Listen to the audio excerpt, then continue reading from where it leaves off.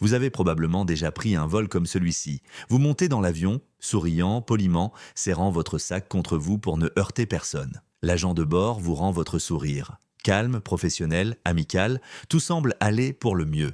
Mais d'une manière ou d'une autre, lorsque vous demandez de l'aide plus tard, votre demande est retardée. Votre problème est traité en dernier. Et vous vous demandez ce que vous avez bien pu faire de mal. Voici la vérité inconfortable que la plupart des passagers n'entendent jamais. Les agents de bord ne détestent pas les passagers, mais il y a certains comportements qu'ils redoutent silencieusement, et ils les remarquent en quelques secondes dès que vous montez à bord. Et pour les voyageurs seniors, ces petites habitudes, innocentes en apparence, peuvent discrètement changer le déroulement du reste du vol. Dans cette vidéo, vous découvrirez 17 choses que les agents de bord détestent secrètement et que les passagers devraient savoir afin d'éviter les tensions, de vous déplacer calmement dans la cabine et de rendre chaque vol plus fluide que prévu. La plupart des passagers supposent que les agents de bord sont là principalement pour servir des boissons, répondre aux questions et rendre le vol plus confortable. Mais ce n'est pas ainsi que le travail fonctionne réellement. Derrière la voix calme et le sourire entraîné, les agents de bord sont sous une pression constante. L'embarquement doit être rapide, la cabine doit être sécurisée, les vérifications de sécurité doivent être effectuées dans les délais. Chaque retard, même de quelques secondes, s'accumule rapidement et affecte l'ensemble du vol. Et voici ce que la plupart des voyageurs, en particulier les voyageurs seniors, n'apprennent jamais. Les agents de bord sont formés pour observer des schémas, pas des intentions.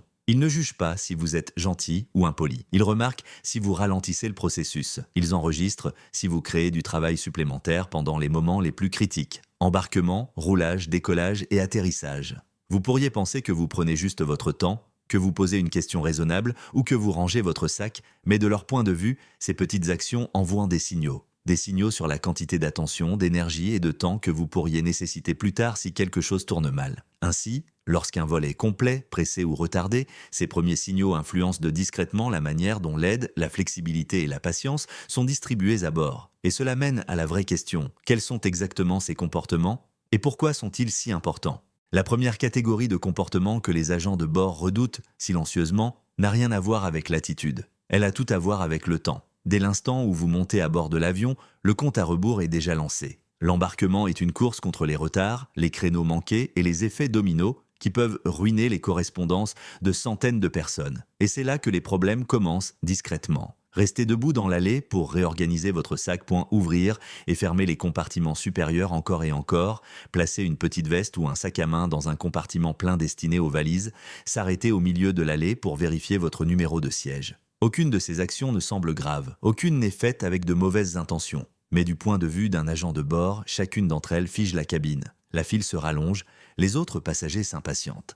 La pression monte, c'est pourquoi ils se tendent lorsque quelqu'un s'attarde trop longtemps pendant l'embarquement. Non pas parce qu'ils sont personnellement agacés par vous, mais parce qu'ils savent à quelle vitesse de petits retards se multiplient. Pour les voyageurs seniors, ce moment est particulièrement délicat. Prendre quelques secondes supplémentaires est naturel. Vouloir se sentir organisé est raisonnable. Mais l'environnement de la cabine ne récompense pas la prudence, il récompense l'efficacité. Et voici la réalité inconfortable que la plupart des passagers ne réalisent jamais. Une fois que vous êtes perçu comme quelqu'un qui ralentit l'embarquement, on se souvient discrètement de vous. Non pas avec colère, mais avec prudence. Alors, quels autres comportements envoient des signaux similaires, même lorsque vous pensez être poli? Et c'est là que de nombreux passagers, en particulier les voyageurs plus âgés, sont mal compris. Lorsqu'un agent de bord vous demande d'attacher votre ceinture, de ranger un objet ou de rester assis, ce n'est pas une suggestion. C'est un protocole de sécurité lié à des réglementations strictes et à la responsabilité personnelle. Alors, quand quelqu'un hésite, demande pourquoi à un moment critique ou continue d'ajuster ses sacs pendant que la cabine est sécurisée, une alarme silencieuse se déclenche, se lever tant que le signal de la ceinture est allumé, atteindre les compartiments supérieurs pendant le roulage, tenir un sac qui bloque l'allée ou le chemin d'évacuation, retarder l'obéissance pour finir juste une chose. Rien de tout cela ne fait de vous un mauvais passager. Mais cela vous place dans une catégorie mentale que les agents de bord sont formés à surveiller de près, non par jugement, mais par devoir. Et voici ce que beaucoup de gens ne réalisent pas. Les agents de bord doivent supposer qu'une hésitation pendant les moments de routine pourrait devenir une résistance en cas d'urgence. C'est pourquoi ils deviennent plus fermes. C'est pourquoi leur ton change. C'est pourquoi la patience semble disparaître si rapidement. Pour les voyageurs seniors, cela peut sembler abrupt ou irrespectueux, même si aucune offense n'est intentionnée. Mais de leur point de vue, la clarté et la rapidité importent plus que le confort dans ces moments. Alors, que se passe-t-il lorsque le comportement n'est pas une question de temps ou de sécurité, mais de respect et de charge de travail. Tous les comportements ne frustrent pas les agents de bord en raison du temps ou de la sécurité.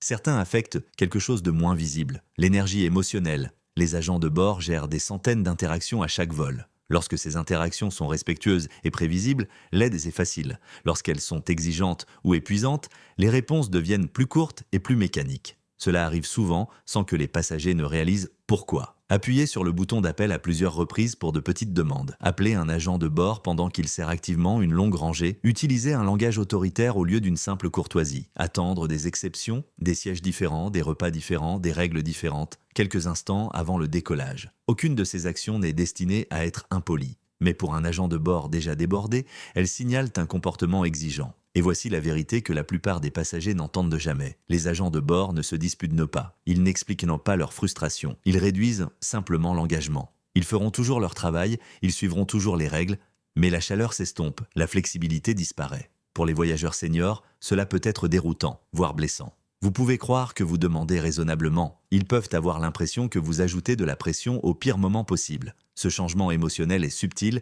mais il est important. Parce que si quelque chose tourne mal plus tard, un retard, un problème de siège, un risque de correspondance, cette mémoire émotionnelle influence discrètement la priorité de l'aide. Alors, comment ces comportements affectent-ils réellement votre expérience? Et qu'est-ce qui change quand vous les évitez? Maintenant, voici où tout se rejoint. Imaginez deux passagers sur le même vol, les deux sont polis, les deux respectent les règles, les deux ont besoin d'aide plus tard, peut-être un problème de siège, une correspondance serrée ou de la place dans les compartiments supérieurs. La différence est le timing et le comportement. Le premier passager embarque calmement, il se déplace dans l'allée sans s'arrêter, il place rapidement son sac. Il attend que l'embarquement soit terminé avant de poser des questions. Le deuxième passager fait une pause pendant l'embarquement, ajuste son sac 2 fois, pose une question pendant que l'allée est bloquée, se lève brièvement quand le signal de la ceinture est toujours allumé. Aucun des deux n'a fait quelque chose de mal, mais un seul a créé de la friction. Lorsqu'un problème survient plus tard, les agents de bord ne comparent pas consciemment les passagers. Mais la mémoire agit discrètement. Le passager associé à un embarquement fluide semble plus facile à aider. Le passager associé à des frictions semble plus lourd, plus risqué, plus compliqué. Et voici la partie inconfortable pour les voyageurs seniors. Lorsque le temps, les options ou la patience sont limitées, l'aide a tendance à se diriger vers le chemin de la moindre résistance. Non pas parce que vous le méritez moins, mais parce que le système récompense la prévisibilité. C'est pourquoi certains passagers reçoivent des solutions rapides, tandis que d'autres se sentent ignorés, retardés ou écartés, même lorsqu'ils demandent ce gentiment. Alors la question devient, comment vous positionner comme le passager le facile, sans changer qui vous êtes? La bonne nouvelle est la suivante. Vous n'avez pas besoin d'être plus rapide, plus jeune ou plus affirmé pour avoir un vol plus agréable. Il vous suffit de changer le moment et la manière dont vous faites quelques petites choses. Pendant l'embarquement, le silence est roi. Déplacez-vous d'abord. Demandez plus tard. Si vous n'êtes pas sûr de votre siège ou de votre sac, entrez entièrement dans votre rangée avant de vous arrêter. N'utilisez les compartiments supérieurs que pour les articles qui y appartiennent vraiment. Les sacs plus petits sous le siège réduisent instantanément la tension dans la cabine. Lorsque vous avez besoin d'aide, attendez les pauses naturelles. Après l'embarquement, en altitude de croisière, ou lorsque le service est lent, une simple phrase comme « Quand vous aurez un moment, pourriez-vous m'aider pour quelque chose ?» réduit immédiatement le stress. Évitez le bouton d'appel, sauf si quelque chose est vraiment important. Dans une cabine étroite, moins d'interruptions signifie plus de bonne volonté. Et le plus important, obéissez d'abord, demandez ensuite. Une obéissance rapide signale la sécurité, la fiabilité et la coopération. Les questions sont toujours mieux reçues après que l'avion est sécurisé. À l'avenir, les cabines ne feront que se remplir davantage, les horaires se resserreront, les attentes augmenteront. Les passagers qui s'adapteront à ces règles invisibles ne se sentiront pas pressés ou ignorés. Ils se sentiront soutenus. Alors, que devriez-vous retenir chaque fois que vous prenez l'avion? Les agents de bord n'aiment pas les passagers. Ils n'aiment pas la friction. De petits moments pendant l'embarquement, les contrôles de sécurité et le service façonnent discrètement le déroulement de votre vol, surtout si quelque chose tourne mal. Pour les voyageurs seniors, comprendre ces règles tacites n'est pas une question de plaire à qui que ce soit. C'est une question de protéger votre confort, votre temps et votre tranquillité d'esprit. Si cette vidéo vous a aidé à voir le voyage en avion différemment, partagez-la avec quelqu'un qui voyage souvent. Laissez un commentaire sur l'habitude qui vous a le plus surpris et abonnez-vous pour apprendre le prochain ensemble de règles d'aéroport que personne n'explique, avant qu'il ne soit trop tard.